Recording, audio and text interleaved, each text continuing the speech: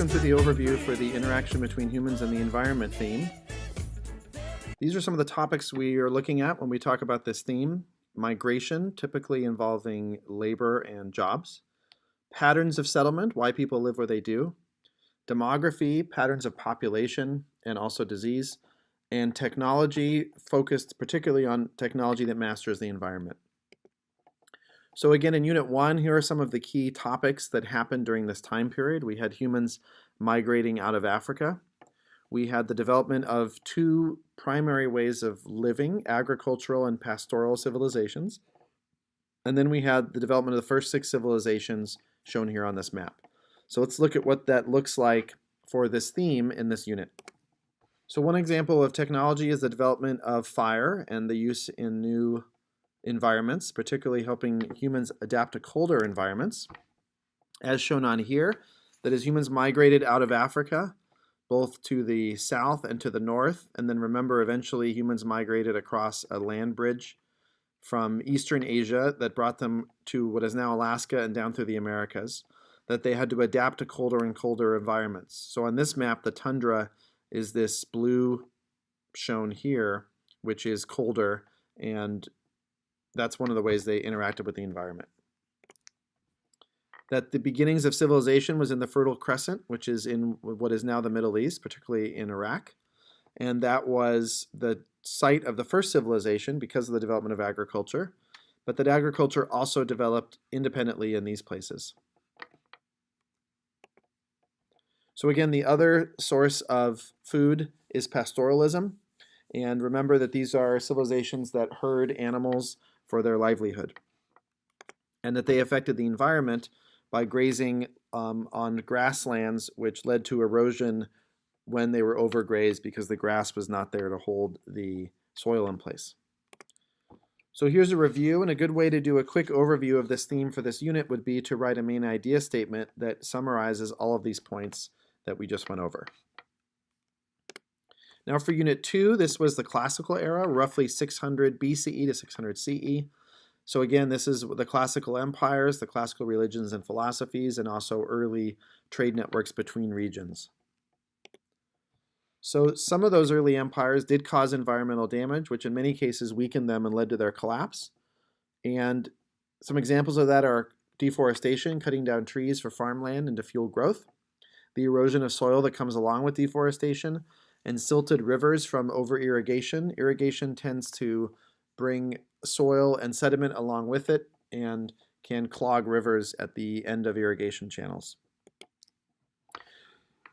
These civilizations also developed new technologies like the camel saddle shown here, also of course a horse saddle for trade reasons, and also the use of pack animals to aid in transporting goods.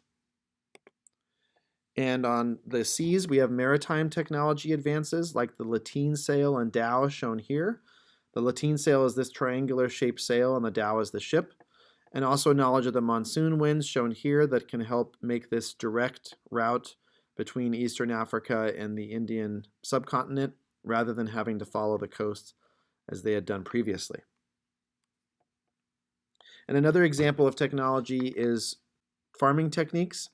And this Quanat system is shown here. It's a way of irrigating in a place that you don't have access to open water, but you can access the water table down below the ground and create a channel that will allow for irrigation.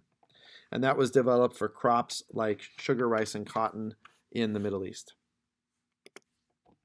We also have the spread of disease that diminished populations. There were outbreaks of plague and other disease pathogens in the early Chinese empires like the Han Dynasty and also in the Roman Empire.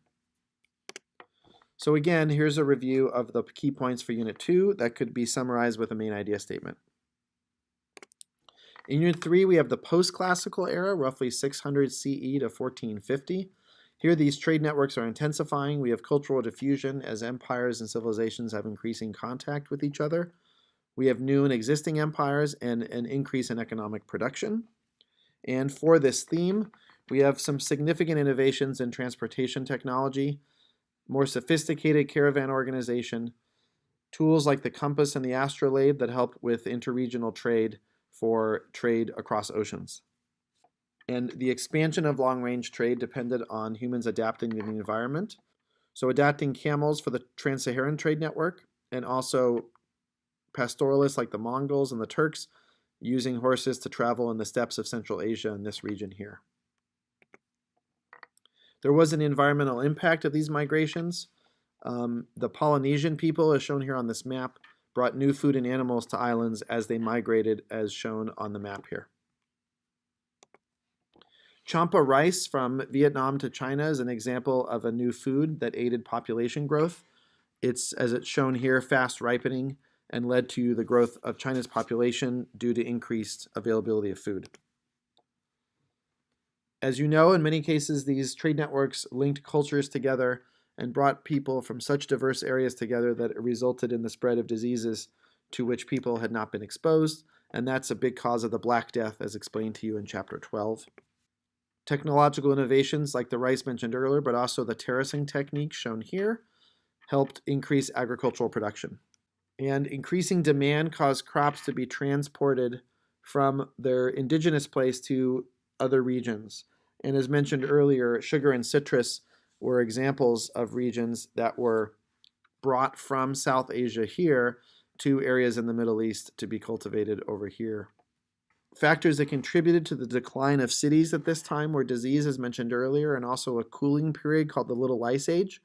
There's a crash course video about that I think would be good for you to watch. And this is the kind of summary of the key points for Unit 3 for this theme. So now Unit 4, 1450 to 1750, we have transoceanic exploration, slavery as a tool in agricultural production, empires expanding, and the Columbian Exchange. So the Europeans built on previous technology, things like the astrolabe, improved maps. This is a ship called a caravel that was used by the Portuguese to start here in Europe and explore down along Africa. And an improved understanding of wind and ocean currents made this transoceanic across the Atlantic Ocean trade and travel possible. And eventually by the Europeans, trans-Pacific. Remember, Magellan is going to go down around South America and eventually reach the Philippines. So a reminder of the fact that Afro-Eurasia benefited from American food crops, particularly things like the potato and corn, which eventually found their way through Eurasian trade networks all the way to Asia, having a similar effect. Now we have this is kind of going the other way, we have crops and animals brought from Afro-Eurasia to the Americas. And here's some examples of things that has a significant impact in the Americas during the Columbian Exchange. And of course, disease followed the Europeans to the Americas as well, having a devastating effect on Native American populations. There was also an effect on the physical environment due to deforestation and soil depletion for the introduction of European agricultural techniques, the creation of large towns.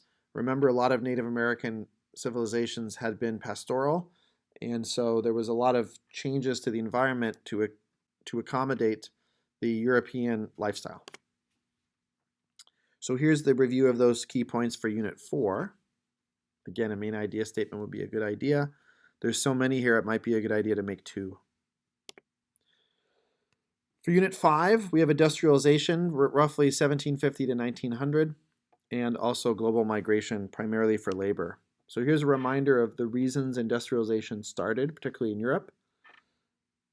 The presence of natural resources like coal for energy, the increase in population creating a demand for more goods, the rivers and canals that are going to make it possible to transport the goods, and the access to foreign resources that are used in the production of goods. And fossil fuels like coal and oil were a key component to that because they provided the energy for the factories, initially coal for the steam engine and eventually oil for the internal combustion engine. The book didn't focus on this a lot, but there was a period we call a second industrial revolution, and there's some listing of the crops that were involved there that are examples of kind of a second wave of industrial goods like steel and electricity. So a reminder of some of the developments in transportation and communication that made industrialization possible, both within Europe and then eventually across greater land masses. led to a rise in global population because of these two features of industrialization: new food production and improved medical conditions. So now you can review the Unit 5 key points with the elements shown here. So now for Unit 6, we have essentially 1900 to the present. Here's a reminder of the key points for the period. So again, we have technology helping to bring cultures together through things like the telephone and the internet.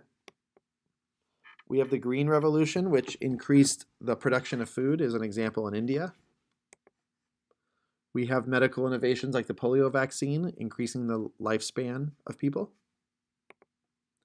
And we have new energy technology raising productivity, in this case, nuclear power. We have conflict over Earth's finite resources. This map here shows oil, and there's a key there that shows what the prevalence of oil is. And also water is a resource that is creating competition. We have global warming as a consequence of greenhouse gases, which are, again, as mentioned here, an effect of the fossil fuel usage like coal and oil. We have increasing pollution as industrialization spreads. There are also diseases that remain, and besides polio, for instance, being eradicated, we have diseases associated with poverty, and we also have an increase in things like heart disease due to sedentary lifestyle and people living longer. And so here are the points for Unit 6, which again you could summarize with the main idea statement. And that concludes this review of the theme of interaction between humans and the environment. Happy studying!